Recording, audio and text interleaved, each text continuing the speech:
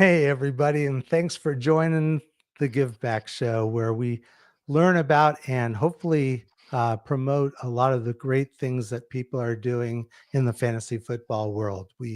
Um, and in the process, hopefully encourage you to get more involved as well.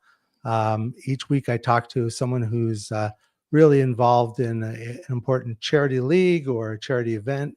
And this week, I'm really happy to be able to bring Michael Hauff from the FF Faceoff, who will talk to us about a really important and a really great event that happens, and that's called the FF Faceoff Mental Health Podathon. That's a 24-hour spread over 2-day event, and with a lot of great fantasy experts and other guests. So love to be able to talk more about that. But first, let me go ahead and welcome in Michael Hauff, and please go ahead and tell us a little bit about yourself. Yeah, well, thanks for the invite, of course. Rick, you and I have chatted back and forth for a long time on X, Twitter, whatever you want to call it. So happy to be here. But yeah, you could follow me over at the FF Realist. Most importantly, follow FF Faceoff at FF Faceoff. And yeah, we're pumping out a lot of the off-season content. There's a little bit of a lull, but it'll get back going. But yeah, so we'll be podcasting over on the YouTube and gonna dive right into the off season soon. Great. And I do want to point out one thing. And, when I first started playing fantasy football, I was, looking out for a lot of content and and actually reaching out to get a lot of advice from different people. And Michael and the Anthony Cervino, also with the FF Faceoff team, not only put out great podcasts, great video, great written content, but equally, if not more important, we're so generous with giving advice and guidance. And so I really wanted to thank you, and makes me that much more excited to have you on as a guest. I've watched you for so many years that it's really an honor to have you on the show. So thanks a Yeah, lot, Michael. and I appreciate that too. I mean, it's like we talked about a little bit off air. I mean, um, it's you get into this stuff. Yes, do you want to ultimately have some kind of success? Do you want to make your time worth it? Maybe make a little money here and there, but I mean, you're doing it to help people, really. So and I take it to heart when I have a pick that fails somebody. Like I hate it. So it's always a pleasure for me to help anybody out. Great. And we'll talk a little bit more about the FF Football Mental Health Podathon in a little bit. But before we get there, I'd actually like to have people get a chance to learn a little bit more about you and your background, where you're from, where you work. So why don't you go ahead and just tell us more about yourself? Yeah, I'm over in New York, so I work for the Long Island Railroad, putting schedules online. So been there for about 16 years. So I got about 14 more to go, and then we can close the book on that and ride off into a pension. But yeah, so but so that goes into, when you're doing a lot of fantasy, you're doing a lot of work on that. You're dividing your time. So, but yeah, so I got into fantasy. I just looked. We looked when we were talking. I started my Twitter back in 2015. So that's when I started doing actual content. I think one of the first couple articles I did might have been back when Chris Hogan was on the Patriots. I remember doing one about Ezekiel Elliott, like just way back when, um, starting off with Gridiron Experts way back when, which is where I met Anthony. And they told us, Anthony, by the way, is in Mexico having a drink with an umbrella in it, of course. Nothing too strong, of course. But yeah, so that the guy who runs Gridiron Experts back then said, "Hey, some of you guys pair together, make a podcast," and that's where the FF Faceoff was born. And so we've been rolling with that, and we've had we've had faces come and go. I feel very good about the crew that we currently have. So yeah, we made a lot of headway this year in terms of views and subscribers. So looking to get that growing even further. And, one of the things that, also, you do have a great team. And, as I mentioned, I've been following you closely and learning a lot from your team. I also seem to recall that in the past you had, or you sponsored or you hosted leagues for, fantasy football players. Do you still do that? And can you tell us a little bit about that? Yeah, we've done a little bit of that in the past. We'd like to do more of it. Something actually we've talked about behind the scenes, kind of trying to expand that. But we'll do the listener league. We'll do a league here and there. A lot of best ball. But yeah, we're looking to expand on that actually this off season. So stay tuned. That would be great. I tell you, one of the things as I was trying to hone my skills in fantasy football was to be able to go up against someone like you or Anthony in a league. And I'm guessing that's probably true for the rest of us that, yeah, it's fun to play against other fantasy players, that are not associated with a podcast or a fantasy group, but it makes it that much more fun when you're having to compete with the very best. So Absolutely. um, and also you mentioned you're in New York, but I also know that you're a San Francisco 49er fan, which kind Correct. of leads to the question, how did you come about being a 49er fan? And you know Back when I was a kid, my cousin is about 6 years older than me. So at the time, he was a Niner fan. That was back in the Montana days and all that. So I latched on to the Niners. When Joe Montana left to go to the Chiefs, my cousin decided to leave the Niners, and me and my brother said, "All right, well, we're gonna stay here." So thank God I'm not a Jets fan, even though I sympathize with them being a Mets fan. Thank God I'm not a Giants fan just because they're disgusting to me. But yeah, so yeah, the Niners are. Every time I mention them on the podcast, you could see Anthony roll his eyes. So it was a good time. But yeah, well, and he's not here, so we shouldn't pick too much on him. But well, here and yeah, there, Jabs. he's also based in New York, and he's a Dallas Cowboy fan. So He's in Jersey, yeah. So he's a Cowboys fan. and I'm a Houston Texan fan for many, many years. In fact, from the very first year that they were here in Houston to current times, I've been I even had season tickets for the first 4 years. I tell you, nowadays it feels good to be the best team in Texas. So I There you don't go. want to And I tease them mean, too much about that.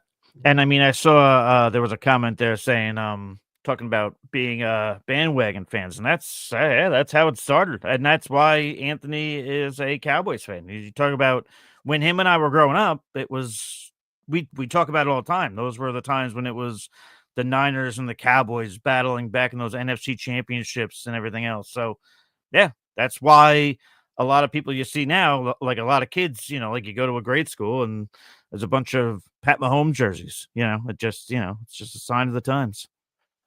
Since I know you are a very dedicated 49er fan, I watched your tweets over the course of years to know, that you're a really true 49er fan.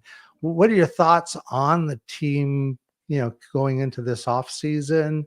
Any, ideas of where they might be going, both with the draft and any other players that they might be bringing in, or any other significant changes in the roster? Well, I think the biggest significant change that you're going to see, and it was something I was saying all last summer, I was saying this is going to be Deebo Samuel's last year with the Niners this past year. Now, I didn't think he would come out and play as poorly as he did, which stinks because it hurts his trade value. But yeah, I think he'll be gone. I think they're going to look to lock up Purdy. Yeah, they're gonna pay more than they want, but the Niners always have this thing where they're always able to sometimes they get lucky, but sometimes they're able to construct a deal that's team friendly while it still hurts them a bit. So I think that there's gonna be a middle ground there with Brock Purdy. Um, I mean, you're looking at the 11th overall pick in the draft. I'm looking at somebody maybe like Will Johnson, the cornerback out of Michigan. That would be nice. They do need offensive line, so that's something they need to focus on. Hufanga might be gone, might be a Jair Brown, Malik Mustafa as the safeties, which I'm okay with. But yeah, upgrading cornerback, offensive line, and you know, they got hit so hard with injuries and a lot of really bad off the field stuff, like Trent Williams and Travarius Ward both had children that passed away. There was a lot of other things going on. But the window's closing though. With this current slate of guys, Kittle's not getting any younger. They're gonna probably give him some sort of extension that's gonna help the cap a bit for them. But Mhm. yeah, so they'll make some additions, but yeah, the window's getting a little bit smaller. And speaking of closing or tightening windows, what do you think is going to happen at the running back position? I think Christian McCaffrey comes back. I think they're gonna give that a go. I mean, eventually they're gonna have to find some sort of answer there because in previous drafts, the Niners, for as good as they've been with some of these other picks, sorry, there's a dog barking. They haven't always been the best in terms of drafting running backs. There's been a long list of guys who have just not made it. Um, Davis, Price, Trey Sermon. It's just a who's who of guys who have been nothing more than maybe a flash in the pan at best. So they're gonna have to hit on one of if they draft one, or maybe you bring in a veteran at a lower cost in Mm. case McCaffrey's a little bit jammed up, like what I saw at Garendo, but he can't stay healthy. That dates back to college. So yeah, that is a source of concern once McCaffrey's officially, done, which we'll see how he comes back this year. Yeah, and I guess the good news, at least, that this particular rookie draft is considered to be very deep on the running back side, so they would be able to get someone a little later than draft. Um, I always like teams that build, especially in the trenches. Yeah. So again, a lot of the draft mock drafts I've seen, you have the Texans looking at a wide receiver. Yep. I'd really rather them go after the offensive line. Stroud needs way more time to even just survive back there, let alone have time to get the ball out. And I think they have decent wide receivers. Maybe they could pick up a free agent, but I'm really hoping they have to address the offensive line. So, Yeah, absolutely. but running back is another position where we have Mixon, who's kind of up there, kind of Yeah. at that state of where he might be more injury prone, and so and they've got Pierce, who I think is a decent running back, but Yeah. I could see them also using perhaps a mid round pick to be able to get a running back to add to that pool as well. So one other thing, and we talked a little bit about jobs, and we talked of, and you did mention, and I think it's so important that the time that's needed to be able to do podcasts and Yeah. websites and articles and all the things that you're doing with FF Faceoff, but also mention your family, because I know that's important to you, and how you're able to balance all these other demands, including work, and also have the right amount of time spent with the family as well. Yeah, that's and family is actually how I got into writing at first. Writing was what started with fantasy football. It just developed into podcasting. But my father, who had Parkinson's, he actually passed away a few weeks ago. After a long battle, he always told me he wanted me to write. He always said, "You should write. You should write." I said, "Well, I don't know I don't know what to write about." My history teacher called my parents in to show them something I wrote a long time ago, obviously, because I'm getting old. And my parents were like, "Do you think he took this from somewhere?" And the teacher was like, "No, I think he's very good at writing." So then finally it just dawned on me, why don't you write about fantasy football? So that's how it started. So there's a family aspect right there. But yeah, it's juggling everything going on. I have my kids every other weekend. Um, but so they like to see me podcast sometimes. They don't always like to hear me arguing, but they do enjoy it. So There is balancing. There is a little bit of that. Like like I fall into a wormhole of just looking up stats that will take, hours, and I'll find 2 lines out of working for hours, but I still love it. It's still actionable, but, you do have to kinda set that time aside when there's things to be done, like, work and kids and, family, but luckily for me, I take the train into work, so that provides me a lot of time to do that sort of stuff.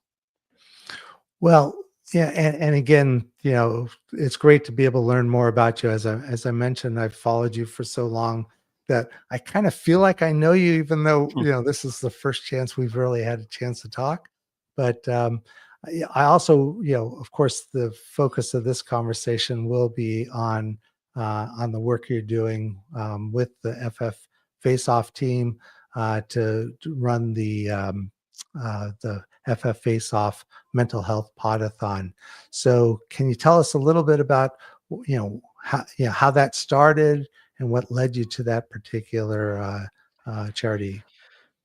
Well, really, it was everything. What started it really was it was a combination of watching what Scott Fish does. If you're in the fantasy community, if you spend more than 10 minutes on X, you'll know who Scott Fish is. You'll find out. So seeing the great work that he was doing with SFB was kind of just like, I would like to do that, but like what's important to me? And right around that time, it was when Hayden Hurst was first coming out with his story about his mental health struggles, which if you go to I believe it's let me see, it's haydenhurstfamilyfoundation.com. They have his story there. It's been well documented over the years, but so I reached out. I thought to myself, maybe we can like partner with his foundation. Like we could do something and just they can have all the money. I did some digging, found out who his agent was. His agent directed me to their foundation, and it was actually very easy from there, which goes to show you, shoot your shot because you never know. Um, and he's been awesome. He's sent stuff for us to give away. He actually shares the same birthday as my daughter, August 24th.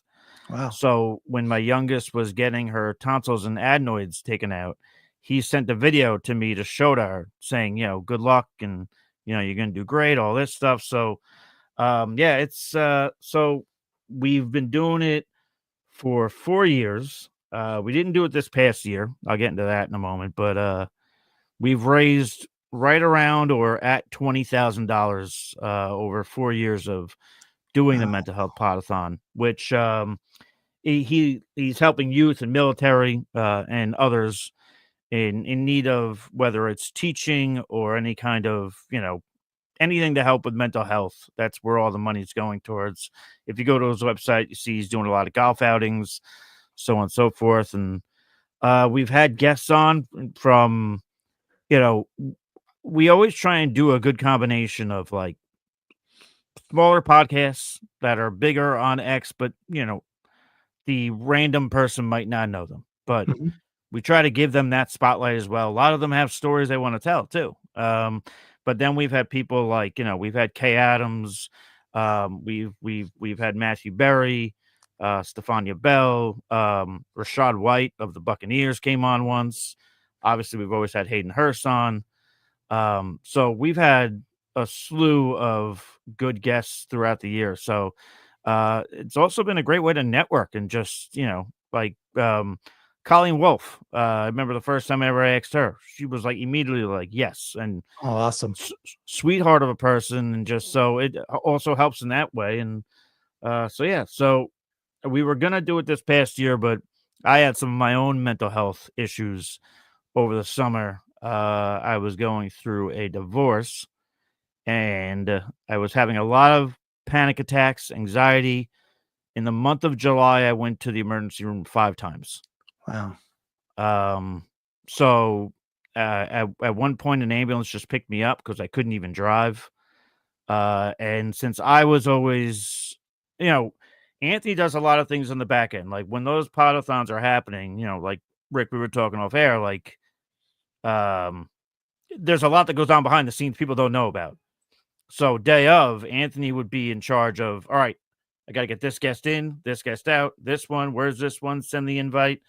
But I would always be in charge of recruiting them all.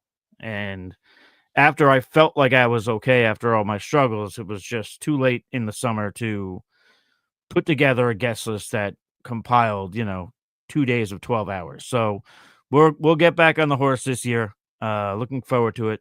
And because, yeah, mental health is extremely important.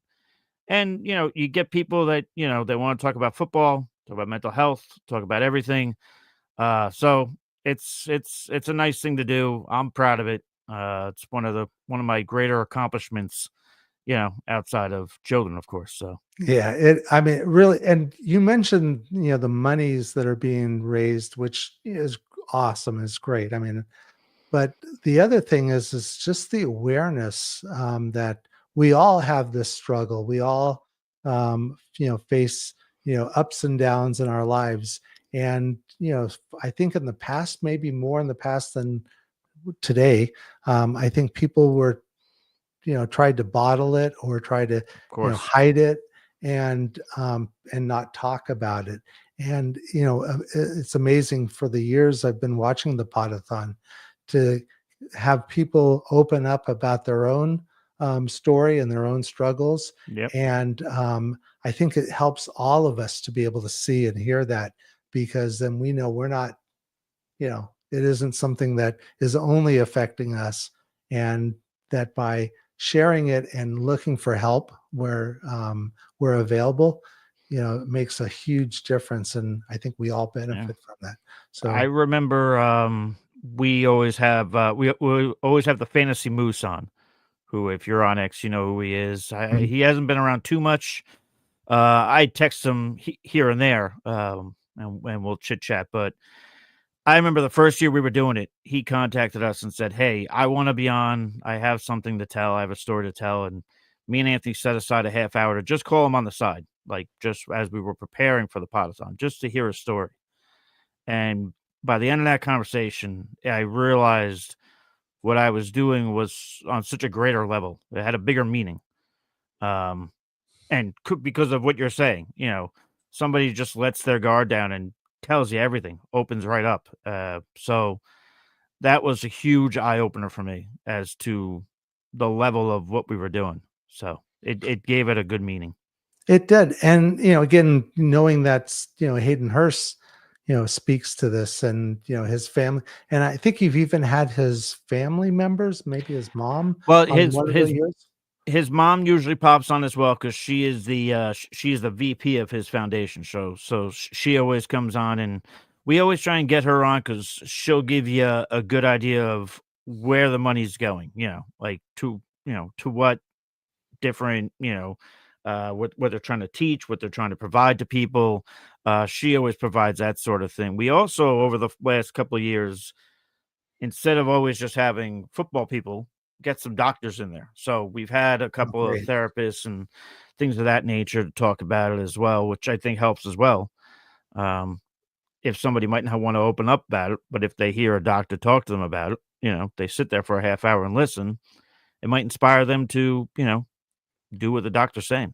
So, Yeah, and that's the, so often we think about, we have a medical issue, a medical problem, and we go to the doctor for, physical things that are going on in our lives. And in the past, that was really how we addressed, our health. And now yeah, I think it's great that because of increased awareness, and seeing others that are, that are struggling with it, and it, I think, helps, all of us be able to think through and reach out for that help, where we can. And, hopefully we have access, whether it's, other people around us, or, of yep, course, professionals that can help us address these challenges. I also know that it's a lot of work to put on a podathon, especially when that spans over, 2 days, like yours does. Um, and you're also juggling other activities. But can you tell us a yeah. little bit about what goes on behind the podathon? I mean, you mentioned that, you do a lot of the I guess, advanced work of lining up guests, and Right. then maybe Anthony does some of the, the stuff during the midst of the podathon. But can you tell us about what all goes behind something like your podathon? It's almost though it's a lot of work, but when you like, for example, like I remember when I locked up Kay Adams as a guest, it's just like a hell yeah. It's like let's keep going. Like let's go get more, you know. It's like big game hunting, you know. So that's always kind of keeps it going, makes it more exciting what you're doing. Obviously, you know why you're doing what you're doing, and that's important too. But that going through that process, and then yeah, then you have to. Then it's which is natural. People have lives as well that are coming on, so you have to juggle. All right, well, what do they have going on? Are they in a different time zone? Which way can they be contacted? So on and so forth. What's the best email? All these things. What topics do they want to discuss? So there's a lot of spreadsheets involved. There's a lot of messages back and forth, a lot of checking back in. But again, when you start to put it together, it gets more and more infectious. Like when you first start, it's like, holy crap, how are we gonna do this again? You know, but once you get into the weeds, it's then you're good to go. And I would guess, I know you're doing preparation work. I mean, Sure. all these shows, there's a lot of like, writing out, I don't want to say scripts, but at least, show notes to be able to Yeah. help Notes, you move the know. conversation along. Yeah. But also, lining up, securing, and then delivering or getting delivery on, the guest. And, again, over the course of 2 days, um, that sounds like a lot of work and a lot of, I guess, cups of coffee. And, how are you able to keep up that level of energy over the course of the entire podathon? There are a lot of Red Bulls involved, that's for sure. But the other part of it though is when you're doing it, like you might feel tired at some point, but all of a sudden you have a guest who comes on, and you have to keep in mind, like the guest who's coming on, they've been It's waiting fresh. all day. They're Yeah. all ready to go. So they may come in with a ton of energy, and all of a sudden it just kind of revives you, and then you're ready to go. Or if you're feeling a little tired, sometimes we have guests who just want to come on and they'll spend a half hour telling their story. So that's a half hour where you can just sit back, you're listening, you're engaging, but you're not talking as much. So that kind of helps out as well. So yeah, if it was easy, everybody would be doing it. But you know what? It is when you when I could sit here and say to you that over 4 different podathons, we've raised about $20,000 Wow. to go to That is mental super. health. It makes it worth it. You know, you keep that stuff in the back of your mind as you're doing it, and that's all the motivation I've ever really needed. So, And you've listed off a number of really recognizable people. So, and maybe it's an unfair question to even ask, but do you have one or two favorites that you've had over the course of the different podathons, that stand out in your mind that were your favorites? well, not even celebrity types, but having the Fantasy Moose on and having John Lobb on, who's on X as well. He's big into the college game, but those guests were always just am- amazing. Matthew Berry's always been a favorite because I always try and look at he had a comment he said a long time ago I read, and I forget exactly how it was worded, but it was something in terms of looking up stats. And he was like, if you look up hard enough on stats, you can find enough ways to support a player, but also tear that same player down, you know? So I've always tried to apply that to my work. So that was really cool to have him on. Stefania Bell being a fellow 49er fan, that's always uh, That helped. so is a yeah. I mean, the best we ever had, which wasn't even the Podathon, and this is all credit to Anthony. Still don't know how he pulled this, but it was the off season before George Kittle broke out, and we had gotten George Kittle on the FF Faceoff just to Wow. talk. That was before the long hair, before the beard. I remember I left my Mac charger at work, and I got in the car and drove to the mall to go drop $80 to buy a new cell phone charger because I was not missing that. But yeah, so that's my favorite all time. But in terms of Podathon, yeah, it's the Matthew Berrys, Stefani Bells. I mentioned Colleen Wolf earlier. that was a lot of fun. So yeah, And those are all great guests. And, I could also imagine that over the course of time, it's the cumulative impact of all these different people sharing their stories. yeah, I I know that there's a little bit of fantasy football in each of their conversations because yeah, we are a fantasy football community. So we're going to talk a little bit about football, but again, hearing each of these people, give their stories and raise awareness, yeah. if not raising money in addition to that, but raising awareness, I think is such an important thing. And yeah, We so al- impressed. we always try and tell the guests too when they come on. We say, hey, if you want to talk mental health for the whole half hour, let's do it. You want to talk about football for the whole half hour?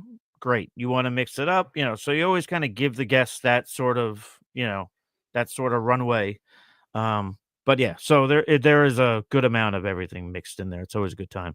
And I would be remiss if I didn't point out, or at least tee up a person who's going to be the guest on our Thursday checkdown show, John Lobb. So I know you Nice. you mentioned him, but I we're going to I talk l draft, I and love that guy. You tell that guy I said hello and I love him. I miss him. I will Love definitely do that. And him. the energy he exudes is so infectious that Yep. I have a list of questions I think we're going to send to him, but really it's going to be one question. John, just Mhm. start talking. Let him go. That's what I'm saying. That's what it was like in the Podathon. He enters the room and it's just take him off the leash and let that boy run. Like that's it. And I know you also mentioned a couple of people that people in our audience are huge fans. I know Stefania Bell. We had Wendy Early Yes. last week, and she Met her at the expo last year. She's good yeah, people. Yeah. yeah. She was sort of like talking in awe of Stefania. And you also mentioned George Kittle as your favorite. We have someone, Melanie Harris, who's in the audience. I know she's a big George Kittle fan. So she probably Hell will yeah. reach out to you and say, well, geez, Yeah, that's that, and didn't that was an connect us. Anthony one, and I don't know how he did it, but I don't know. He reached out to George himself, and finally George answered him. It was like, "All right, I could do this." We did it from. He was in the 49ers trainers room when we called him. Wow. So So yeah, so And one thing we're finding is that, people within the fantasy community are so cool. I mean, you're a perfect example of that, that you're always willing to, help and willing to, jump in and, be a guest on a show. And so it's making my, time here so much easier mm, when there's great people like you so willing to share and, you know, give of their time and share their story. So, well, one of the things I also wanted to ask about is, um, would you encourage others to do things like a podathon? I mean, you know, it takes a lot of energy and knowledge and yeah. technical skills, but would you be encouraging others to take part? Absolutely. I mean, the fantasy football market is one of the most saturated markets in the world. So why shouldn't we just do that with podathons? If they're going towards helping something that's important to you, like I mentioned earlier, you know, my father had Parkinson's. So, like if I wasn't doing a mental health podathon, I'd probably be doing something centered around Parkinson's. Military, anything. If you think of anything that's important to you that you can mold what you do on a day-to-day basis with, like, say, fantasy football or whatever. If you can apply that to help people, why the hell not? That should be all the motivation you need. And I know that it's still in the planning session. You're still in the planning stages, but do you have a feel for when it might be happening? Yeah, is it this summer? I mean, do you have a I think we'll ballpark when go people can look for it? Yeah, I think we'll go back to the summer. We initially, once we weren't able to do, the summer last summer, we were going to do the weekend before the Super Bowl, but then I had my cousin had passed away, and then, like I mentioned, my father passed away. So I just, that kinda puts it on the back burner again. So, but yeah, I think we're gonna shoot for the summer again.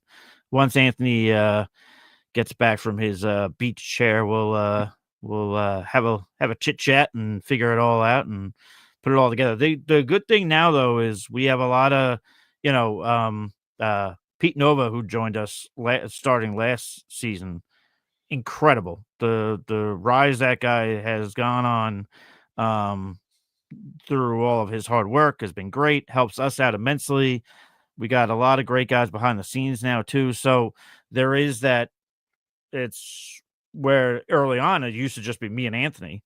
Mhm. We now have so many people who want to help. So the process now should be easier once we go to do it. Yeah, I've seen a lot of Pete's stuff on Twitter, Yeah, and so yeah, he's super sharp and that he is. yeah, and again, just adding kind of different people to the mix, provides kind of like a diversity of thought, diversity Yep. of ways of Also, expressing.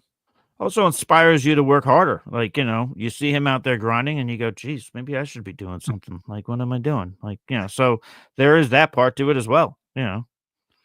One last question about the Podathon, and yeah, I Sure. know since it's split over uh 2 days, so I guess it's 12 hours.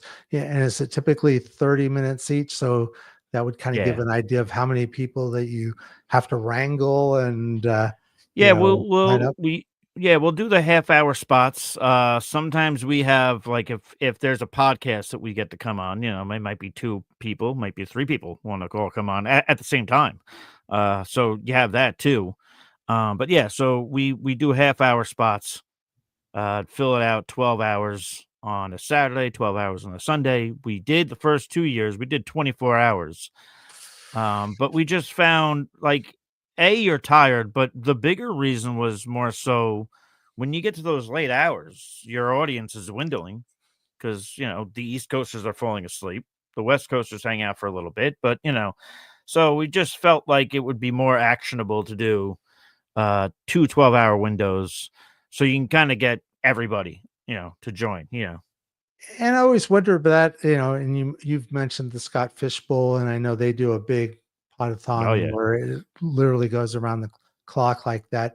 And I know that there's an increasing number of players who are in, you mentioned time zones, but talking about Europe and Yeah. Yeah. people in, extreme different time zones. But I would also wonder for the person who's got the 3 o'clock to 4 o'clock slot, or in Yeah. the morning. I'm like, That what are you? too. Those are harder to fill. Yeah. Yeah, and Yeah. so I think the approach you're taking, which is still having a good availability for the audiences, and Right. also getting a chance to hear lots of different people share their story and their voices. I think that's a great approach too. So um, also, and I think you mentioned the expo. You and the FF Faceoff team will be in Canton this year. Me and Pete went last year. It was my first time going. I had an absolute blast. And you mentioned Wendy. I got the chance to meet her. And it goes to what you were saying, like, the fantasy football community is so cool. Like you go, you meet all these people, you get to see all these people that you see like here, and all of a sudden they're right there, and you're just chit chatting with them, talking about life, you're talking about fantasy football. So it's a lot of fun. The first year you go, it is a little overwhelming. It was a lot going on. My energy meter, my social meter by the end of it was a little spent. But yeah, I think the grand plan is to go again this year. Trying to get Anthony, trying to lure that boy out of the house. So if we can do that, we'll get him down there. But yeah, I went last year with Pete. We had a great time. It's awesome. Well, fortunately, I'm getting to go for the first time this year, so I'm Nice. excited about the opportunity to learn from people with all the different sessions, but more importantly, that networking and getting a chance. And now I'll be searching you out for sure to make sure that we get a Absolutely. chance to share a beverage, because I think we kind of like the same sort of. Beer and Uh, whiskey for me. That's it. Bourbon for me. So, All right, bourbon. uh, Well, we could do that too. That's fine. That works. so we'll be able to share a drink and be able to, again, I know talk fantasy football, but talk life as well. Yeah. I really do appreciate you coming on. Now, were there any things that you'd want to share about the Podathon that I've missed? Is there any new news? Maybe some late breaking news that you'd be able No, to share? I think we pretty much covered everything. I mean, again, we're gonna shoot to get back on the horse this summer. It'll be the same thing. It'll be two 12-hour windows. So I'll start, at some point I'll start trying to lure names. But yeah, it's pretty much, again, if you're ever interested though, haydenhurstfoundation.com has all the information about where the money goes, how it's being spent.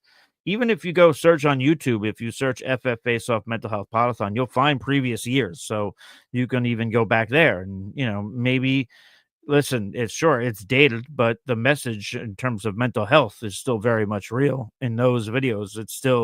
Um, it still carries over. So you can always watch those for a little bit of inspiration or guidance if you need it. But yeah, so that's pretty much it in terms of the mental health Podathon. We'll be looking to get back on the horse this summer. Great. And so that really, you know, you know, tells me I need to make sure we know how to be able to get in contact with you, with FF Faceoff. You mentioned the Hayden Hurst Foundation family website, Yeah. but what other ways are people able to get in touch with you if they want more information about your Podathon? They want to participate, or support it in any way. Yeah, I spend almost too much time on X. So my DMs are always open as Rick can attest to. So just jump into my DMs, shoot me a DM, whether it's you want to talk about fantasy, you want to talk about the mental health Podathon, uh you want to even talk some WWE, as I see some Triple H references there. Yeah, I could do all that. So yeah, at the FF Realist is where you can find me on X. And also, of course, for any other information on the mental health Podathon, or really just, we got a lot of rookie content coming out. FFFaceoff.com has got everything there too. Got you covered. Great. Well, and again, I want to thank you for taking the time and agreeing to be on this podcast, and for sharing both your story and, of course, the work you're doing with the Podathon, and the great financial support of the mental health you know needs, but also to raise awareness. And again, I think the more we can talk about it, and the more we can bring others to it, I Yeah. think that it's just everyone will benefit from that. So Well, I want to thank you for giving me the platform to come on. And again, like I said earlier, you and we've talked a ton on X, with football and whatever else. So over it's nice to years. finally be able, yeah. So it's nice to finally be able to sit down and talk with you. So I appreciate the invite. Great. Well, again, thanks, and we'll update the show, the notes at the end of the YouTube, to include the Hayden Hurst Foundation, Family Foundation, so that people can also connect up with that directly. Um, and this is actually more for the audience. If you are running a charity league or a charity event, and we'd love to have you come on to a future Tuesday night show, so that we can talk and raise awareness and learn more about the work that you're doing. So please reach out to me at Bruce Willis on Twitter or X. It's there after my name, right down there. And then next Tuesday night, we're going to be having a new guest whose name is Eric Romoff, and he runs the Pros with Joe's charity Nice. league. And so we'll learn about that. And I hope that y'all will join us again next week. So thanks again, everyone. Remember, be good, do good, and always remember to give back. And thanks a lot for everyone. JC, you can let us go. And thanks, Michael, again. No problem. Cheers.